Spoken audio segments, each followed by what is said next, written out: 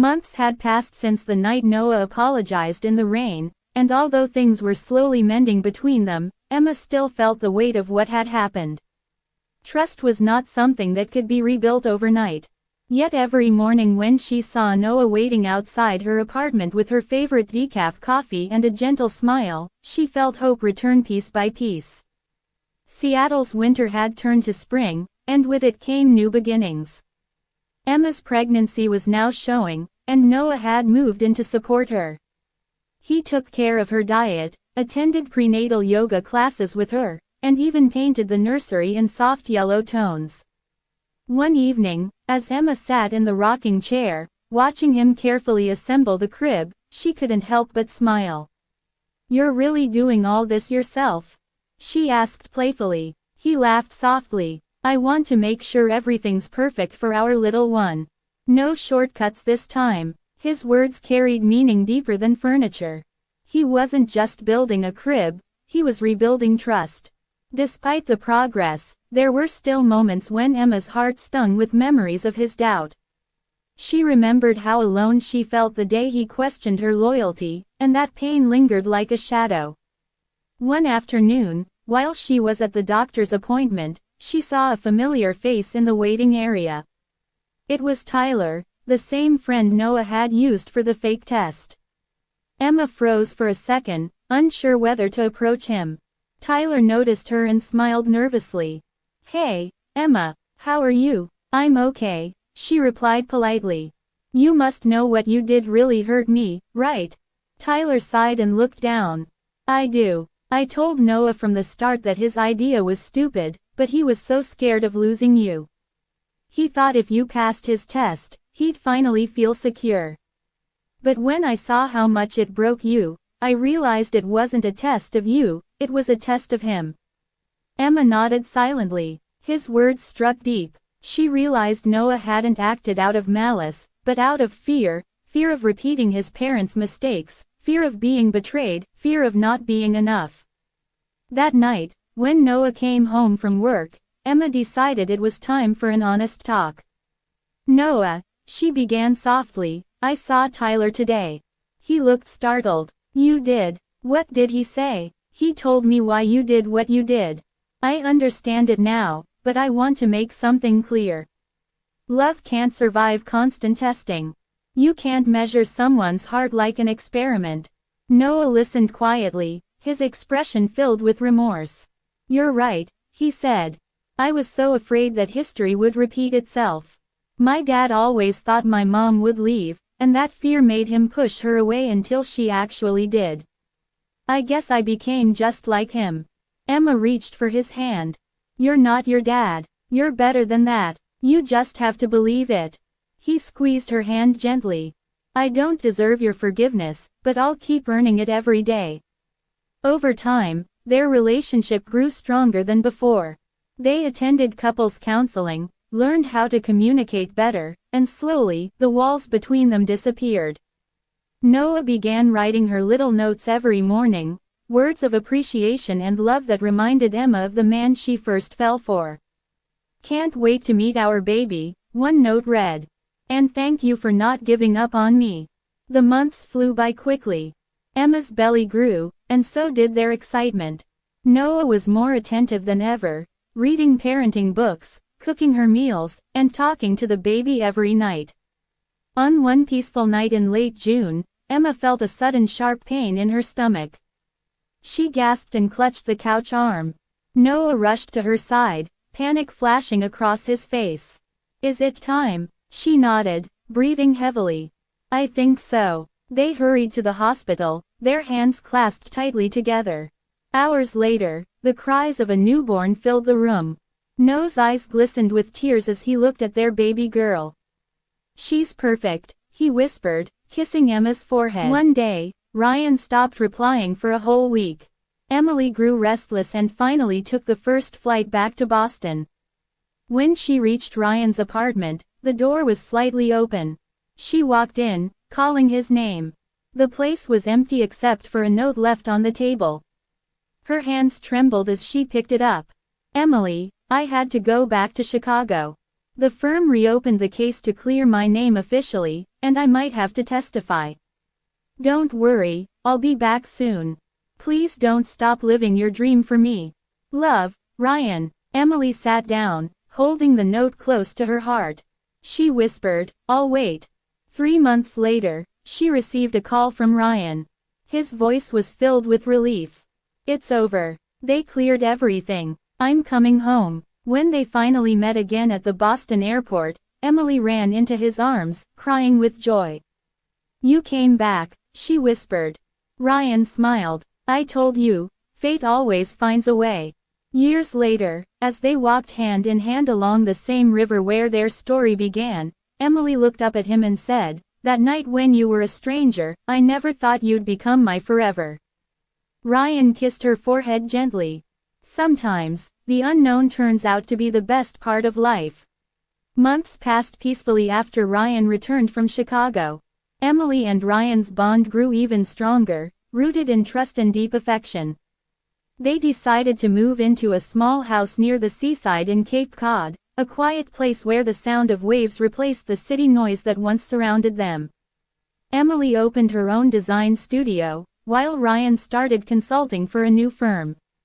Life was simple, calm, and full of small, beautiful moments. Every morning, they would have breakfast together on the porch, watching the sunrise paint the ocean in shades of gold. One rainy evening, just like the night they first met, Ryan surprised Emily with candles, flowers, and dinner by the window. Do you remember this rain? He asked, smiling softly. Emily laughed. How could I forget? That's when you showed up with an umbrella and changed my life. Ryan took her hands in his. You once told me you didn't believe in second chances. I did everything to prove you wrong. Emily's eyes glistened. And you did. He knelt down and took out a small box. Emily Carter, you walked into my life by accident but stayed by choice. Will you marry me? Tears rolled down her cheeks as she whispered, yes, 1,000 times yes.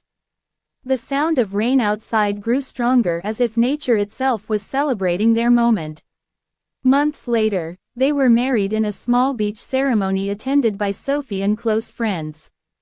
As Emily walked down the aisle in her simple white dress, she thought about how far they had come, from strangers to lovers, from doubt to destiny. After the ceremony, Sophie hugged Emily and said, I told you one day you'd thank the rain. Emily laughed through tears. You were right. As the sun set, Ryan and Emily stood hand in hand, watching the horizon. Do you ever think about that first night? Emily asked. Every single day, Ryan said softly. If that night hadn't happened, I would never have met you. She leaned on his shoulder. It's funny, isn't it? The night that broke me also brought me the person who made me whole. Ryan smiled, tightening his arm around her. That's what fate does. It breaks us only to rebuild us stronger. Years later, as they watched their little daughter run along the same beach, Emily felt her heart swell with gratitude. She whispered to herself, he was once an unknown person, but now, he's my whole story. And as the waves crashed against the shore, she realized that love doesn't always arrive with grand gestures. Sometimes, it simply walks in on a rainy night, holding an umbrella. It was a cold night in Boston, and the city lights shimmered like tiny stars scattered across the ground. Emily Carter, a 26-year-old interior designer, sat quietly by her apartment window, watching the rain fall. Her heart was heavy, her thoughts tangled. She had recently broken up with her longtime boyfriend, Liam Parker, after 5 years together. The reason wasn't betrayal or anger, it was distance and silence. Somewhere between career goals and late-night arguments, they lost the connection that once held them so close. Her best friend, Sophie, had been trying to cheer her up all week. Emily, you can't just sit at home forever. Come with us to the company party tomorrow night, Sophie said over the phone, her voice full of excitement. It's at the Grand Boston Hotel, everyone will be there. You need this. Emily hesitated but finally agreed. Maybe it was time to get out of her shell and breathe again. The next evening, Emily dressed in a simple blue dress, her hair tied in a low bun. She wasn't trying to impress anyone, she just wanted a break from her thoughts. The party was lively, the music soft, the laughter loud. Sophie introduced her to colleagues, and for a moment, Emily felt like she belonged again. She grabbed a glass of juice and walked to the balcony to get some air. While she stood there, she noticed a man sitting alone on a bench near the hotel garden. He looked lost, quietly staring at the city lights. Something about his stillness caught her attention. A few minutes later, the same man entered the hall. Their eyes met briefly, and Emily quickly looked away. Sophie, noticing her distraction, smiled. "That's Ryan Mitchell, the new project manager. Just moved here from Chicago." Emily didn't think much of it, but later that night, fate had other plans. When the party ended, heavy rain started pouring outside. Taxis were hard to find. Emily stood under the hotel canopy, shivering slightly. Ryan came over, holding an umbrella. "You look like you could use a ride. My car's parked nearby. I can drop you home if you're okay with that." Emily hesitated, then nodded politely. "Thank you. That's really kind." The ride was quiet, with only the sound of rain tapping against the car. Ryan spoke first. "Rough week?" he asked. Emily smiled faintly. "Something like that. Just trying to move on from a few things." They reached her apartment, and as she was about to step out, Ryan said softly, "I know this sounds strange, but you seem sad. Sometimes talking helps." Emily gave a small laugh. "And sometimes silence helps more." They both smiled. It was a small, warm moment. The next morning, Emily woke up with a pounding headache. Her phone buzzed. It was Sophie calling. "Where were you last night?" "I tried to call after you left the hotel." Emily frowned. "I came home and went straight to bed." Sophie paused. "No, you didn't. Ryan said you dropped your purse in his car. He came back to return it but couldn't reach you."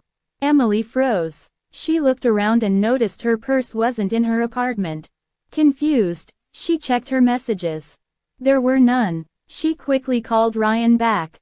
"Hey, sorry about last night," she began. "It's fine," he said. "You were half asleep when I brought you to your door. You asked me to wait to make sure you got inside safely. Then you said something about forgetting your keys, so I helped you open the door. Don't worry, you fell asleep right on the couch. I left right after." Emily's cheeks burned with embarrassment. "Oh no, I don't even remember that." "Thank you, that's very kind of you." "It's okay," Ryan replied gently. "We all have bad days." Still feeling awkward, Emily decided to meet him for coffee that afternoon to thank him properly. When she met Ryan at a cafe downtown, she realized he wasn't like most people she knew. He was calm, thoughtful, and didn't rush to fill the silence. They talked about work, music, and life. She felt a comfort she hadn't felt in months. Days turned into weeks. Emily and Ryan's friendship grew. They met often, sometimes at lunch, sometimes after work. Sophie noticed the change in Emily's mood. "You're smiling again," she teased. Emily laughed. "Ryan's just nice. That's all." But deep down, she knew it was more. She was slowly falling for him. One evening, Ryan called.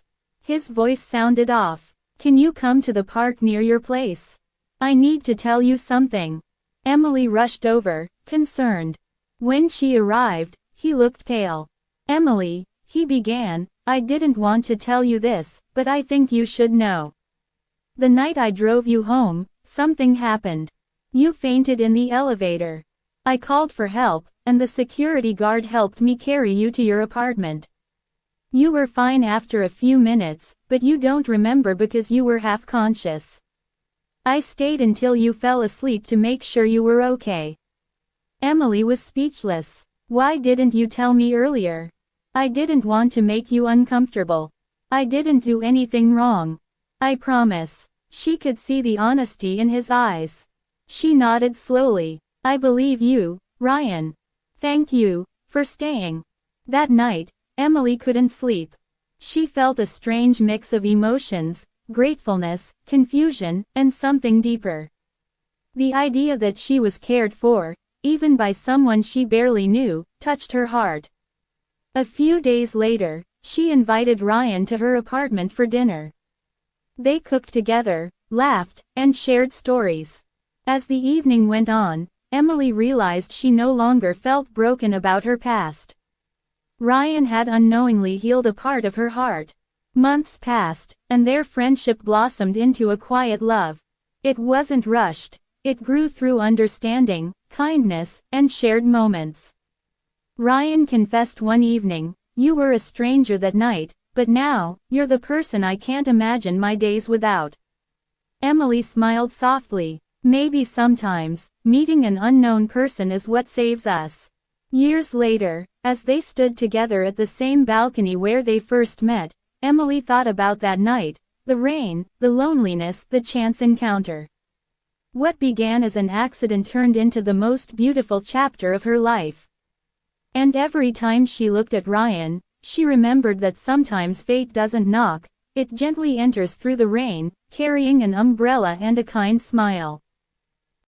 Weeks after Emily and Ryan's relationship began to bloom, life seemed peaceful again.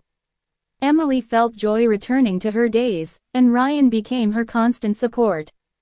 They often took evening walks along the Charles River, talking about their dreams and fears.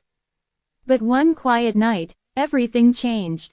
Emily was organizing her work files when she came across a document with Ryan's name. It was an old company project file from a year ago, one that mentioned a scandal involving an employee named Ryan Mitchell from Chicago, accused of mishandling funds and vanishing before the audit. Her heart skipped. Could it be the same Ryan? She tried to calm herself, telling her mind it might just be a coincidence. Still, the thought refused to leave her. The next day at work, she asked Sophie about it casually. Sophie frowned. "That's strange. I thought our Ryan came from Chicago, too. Maybe you should ask him directly." Emily hesitated, but the seed of doubt had already been planted. That night, Ryan came over for dinner as usual. Emily smiled, hiding her worry. "You never told me much about your life in Chicago," she said, trying to sound casual. Ryan's expression changed slightly, but he answered calmly, "There's not much to tell. I worked at a firm, then moved here for a fresh start." "Was it because of work problems?" she asked gently. Ryan looked up, his eyes meeting hers. "Who told you that?" "No one," Emily said quickly. "I just found an old file with your name in it." Ryan sighed and leaned back. "Emily, I knew this would come up someday. Yes, that file was about me. But the truth is, I was framed by my senior manager. I found out about their internal fraud, and before I could report it, they turned the blame on me. It ruined my career, so I left to start over here." Emily stared at him, her heart torn between belief and fear. "Why didn't you tell me before?" she whispered. "Because I didn't want my past to define me in your eyes," he said softly. "You looked at me with kindness, not judgment. I didn't want to lose that." There was silence. Emily could see the pain in his eyes, and deep down, she knew he was telling the truth. Still, doubt haunted her. That night, after Ryan left, Emily couldn't sleep. She kept thinking about everything he said. The next morning, she decided to dig a little deeper. She contacted a journalist friend in Chicago who owed her a favor and asked about the case. Later that evening, she received an email. It confirmed Ryan's story. The real culprit had confessed 6 months ago, clearing Ryan's name. Emily felt relief wash over her. Tears filled her eyes as she realized she had doubted the man who had done nothing but protect and care for her. The next day, she went to Ryan's office. Without saying a word, she hugged him tightly. "I'm so sorry I doubted you," she whispered. Ryan smiled gently. "You had every right to ask. I'm just glad you know the truth." Life slowly returned to normal, but fate had another test waiting. A month later, Emily received an offer to design an interior project in New York City, a dream opportunity. It meant moving away for at least a year. She told Ryan about it one evening as they sat near the river. His face turned serious. "That's amazing, Emily. You deserve it. But it means leaving Boston, leaving you," she said softly. Ryan smiled faintly. "I don't want to be the reason you hold yourself back. Go chase your dream. If what we have is real, distance won't destroy it." Tears welled in her eyes. She wanted to stay but also knew he was right. A week later, she packed her bags. The night before leaving, Ryan surprised her with a small gift, a silver bracelet engraved with the words, "Fate finds a way." "So you don't forget me," he said, smiling sadly. Emily hugged him, whispering, "Never." In New York, work consumed her. Days turned into weeks, weeks into months. They talked daily through calls and messages, but Emily could feel the distance grow.